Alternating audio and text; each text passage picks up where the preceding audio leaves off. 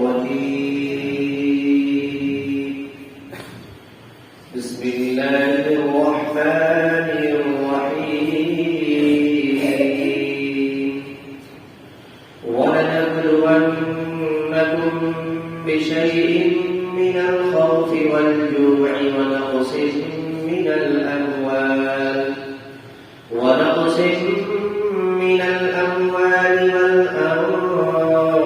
والثمرات وبشر الصابرين الذين إذا أصابتهم مصيبة قالوا إنا لله وإنا إليه راجعون أولئك عليهم صلوات من ربهم ورحمة وأولئك هم المهتدون إن الصفا والمروة من شعائر الله فمن حج البيت واعتمر فلا جناح عليه أن يطوف بهما ومن تطوع خيرا فإن الله شاكر عليم صدق الله العظيم.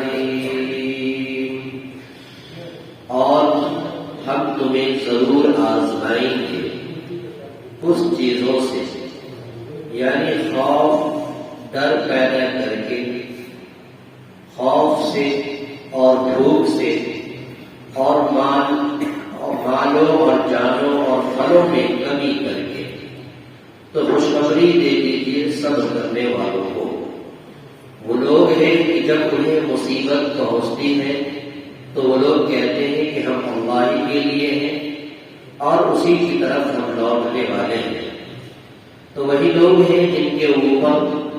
ان کے رب کی طرف سے خاص عنایتیں ہیں اور رحمت ہے، اور وہی لوگ ہدایت یافتہ ہیں. بے شک صفا اور مروہ پہاڑی اللہ کی نشانیوں میں سے ہے. بس جو شخص بیت اللہ کا حج کرے یا عمرہ کرے تو ان کے اوپر کوئی گناہ نہیں ہے یہ کہ وہ ان دونوں کا طواف کرے، ان دونوں کے درمیان چکر لگائے. اور جنہوں نے کوئی نیک کام کر لیا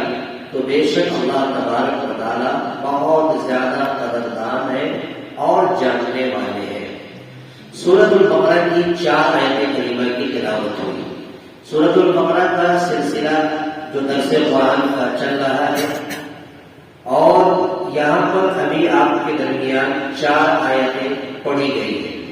اس سے قبل والی آیت میں گزشتہ ہفتے میں یہ بات آئی تھی کہ اللہ تبارک و تعالیٰ نے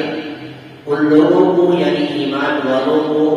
یہ مطالبہ کر کے مخاطب کر کے کہا کہ تم صبر اور نماز کے ذریعے سے مدد طلب کرو، کیونکہ صبر اور نماز ایک ایسی چیز ہے کہ جس میں اللہ تبارک و تعالیٰ ایسے لوگوں کے ساتھ ہوتا ہے. پھر آگے کہا کہ جو لوگ اللہ کے راستے میں شہید کر دیے گئے، مار دیے گئے،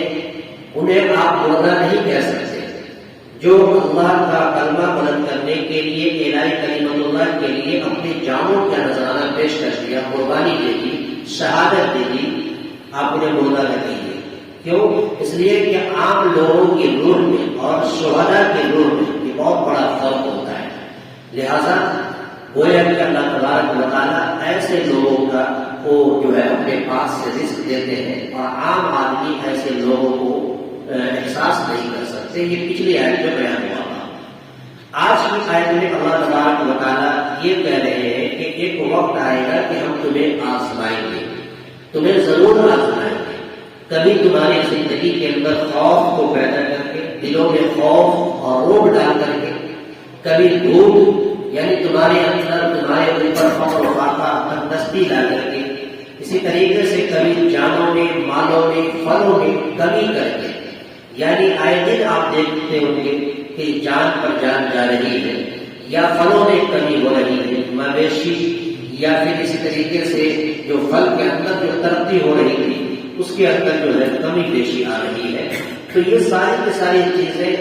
یہ کسی انسان کی طرف سے نہیں ہے بلکہ یہ قدرت کی طرف سے ہے. اور اللہ تبارک و تعالیٰ نے اپنے کلام اللہ میں کہہ دیا کہ ایک وقت آئے گا کہ ہم تمہیں آزمائیں گے. اب یہ ساری کی ساری آزمائش پر اسی کے ساتھ اللہ تبارک و تعالیٰ ہے جو صبر کرتے ہیں. اس سے پہلے مرنے کے بارے میں کہا کہ جو لوگ اللہ کے راستے میں شہید کر دیے جائے اسے مردہ نہ کہو. یہ بہت بڑی آزمائش تھی.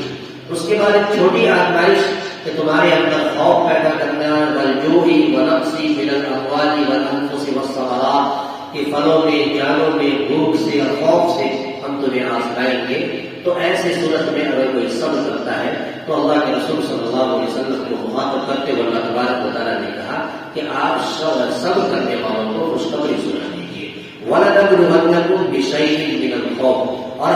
ہم تمہیں ضرور بھی ضرور آزمائیں گے چند چیزوں سے,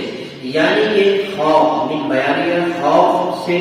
والجوع بھوک کے ذریعے سے, ونقص من الاموال مالوں میں کمی کر کے, والانفس اور جانوں میں کمی کر کے, والثمرات اور پھلوں کے اندر کمی کر کے, وبشر الصابرین تو آپ صبر کرنے والوں کو خوشخبری سنا دیجیے. اب یہ ساری چیزیں ہونے کے بعد اگر کسی ایمان والے کو کوئی مصیبت پہنچتی ہے, کوئی حادثہ ہوتا ہے, کوئی پریشانی آتی ہے, کوئی تندرستی آتی ہے, تو تمام مصیبت, تمام آفات, تمام بلیات کے اوپر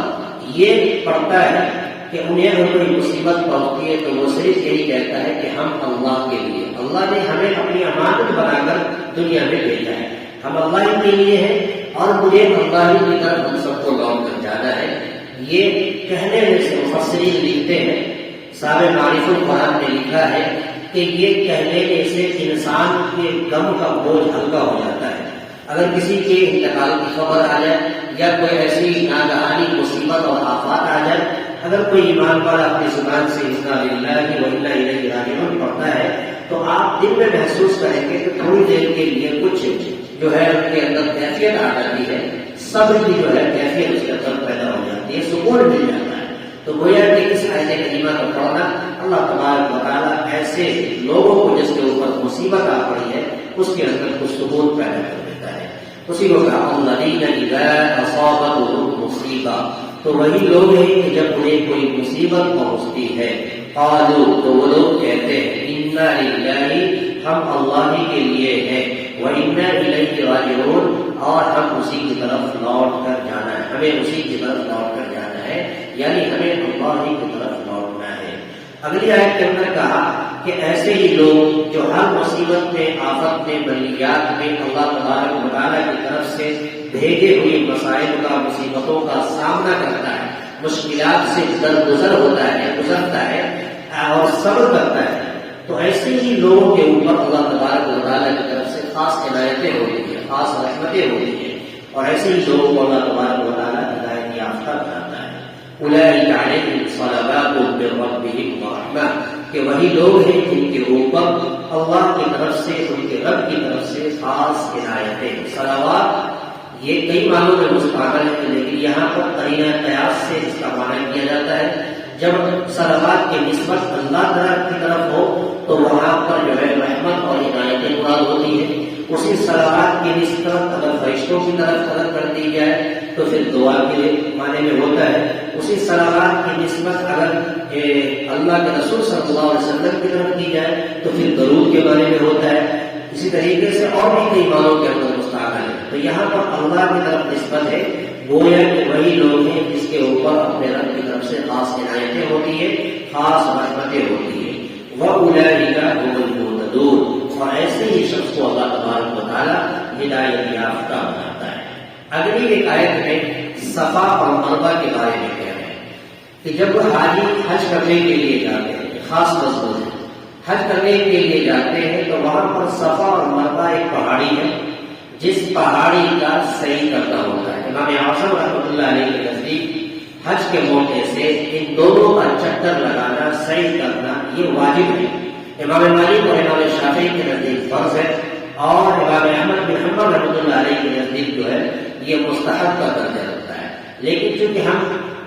زیادہ تر جو ہے حنفی کو مانتے ہیں, لہذا یہ جو ہے ہمارے نزدیک یعنی امام اعظم رحمۃ اللہ علیہ کے نزدیک جو ہے واجب کا درجہ رکھتا ہے. تو یہاں پر اس آیت کریمہ کو لانے کا مقصد کیا ہے، اس کا شان نزول کیا ہے؟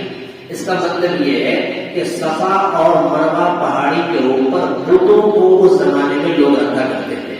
تو وہاں پر اس کے درمیان چکر لگانے کا مقصد یہ نہ کہیں ہو جائے کہ اس کے درمیان بت کی یہ عبادت کر رہے ہیں، بت کی پوجا کر رہے ہیں، مسلمانوں کو، ایمان والوں کو یہ شبہ ہوا، اس لیے اللہ تبارک و تعالیٰ نے اس آیتوں کو نازل کر کے اس بات کو صاف کر دیا کہ صفا اور مروہ کے اوپر کسی طرح کا کوئی بت نہیں ہے، اگر آپ اس کا چکر لگاتے ہیں، صحیح کرتے ہیں تو یقیناً اللہ تبارک و تعالیٰ کی طرف سے یہ خاص عبادتیں ہیں، اور اگر نہیں لگاتے ہیں تو پھر ایسے صورت میں دم کاری ہوتا ہے، حنفیہ کے نزدیک قربانی دینی پڑتی ہے۔ اسی طریقے سے اگر ان دونوں کے درمیان اگر کوئی کر لیتا ہے، جیسا کہ اسی آیت میں اگلے جملہ آ رہا ہے ومن تطوع خیرا، اگر کسی نے اپنے جان سے اور اپنے طرف سے کوئی نیک عمل کر لیا، خوشی سے کر لیا، صحیح کر لیا، یا کوئی نیک عمل کر لیا، تو گویا کہ انہوں نے اپنے اعمال سے بہتر کیا، اللہ تبارک و تعالیٰ کے نزدیک اس کا بدل ہے۔ تو گویا یہاں پر یہ بات مسلمانوں کے اندر سے، ایمان والوں کے اندر سے اس بات کو صاف کر دیا گیا کہ صفا اور مروہ کے اوپر کسی طرح کا کوئی بت نہیں، بلکہ وہ ختم ہو چکا ہے۔ ان الصفا والمروہ من شعائر اللہ، کہ بے شک صفا اور مروہ اللہ کی نشانیوں میں سے، شعائر کی جمع یعنی کہ ان کی علامت جمع ہے، اللہ کی علامت ہے، اللہ کی نشانی ہے، یہ دونوں پہاڑ جو ہے اللہ کی علامت، اللہ کی نشانیوں میں سے ہے۔ حاجیوں کو متنبہ کر دیا فمن حج البیت او اعتمر، بس جو شخص بیت اللہ کا حج کرے، او اعتمر یا عمرہ کرے، فلا جناح علیہ، تو اس کے اوپر کوئی گناہ نہیں ہے۔ یعنی مسلمانوں کو یہ شبہ ہوا کہیں ایسا نہ صفا اور مروہ کا ہم نے چکر لگا لیا تو پھر ہمارا حج بیکار ہو جائے گا یا ہمارے اوپر گناہ صادر ہوگا، تو اللہ تبارک و تعالیٰ نے کہہ دیا فلا جناح علیہ، تمہارے اوپر کوئی حج نہیں ہے، تمہارے اوپر کوئی گناہ نہیں ہے، ان یطوف بہما، یہ کہ تم ان دونوں پہاڑی کا چکر لگاؤ، ان دونوں کے درمیان جو ہے تم طواف کرو۔ ومن تطوع خیرا، اور جس شخص نے نیک عمل کیا، نفلی